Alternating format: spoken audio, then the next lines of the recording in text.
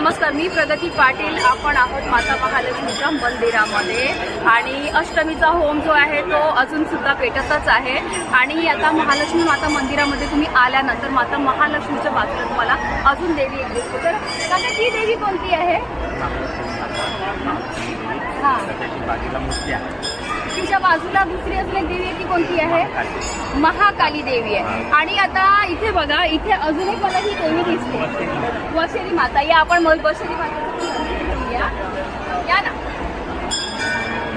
म्हणजे ही वशेरी माता आहे, वशेरी माता. तर ह्या मातेबद्दल पण तुम्ही मला सांगितलं, म्हणजे माता महालक्ष्मीची ही भक्त आहे म्हणून तिला समोर स्थान दिलेलं आहे.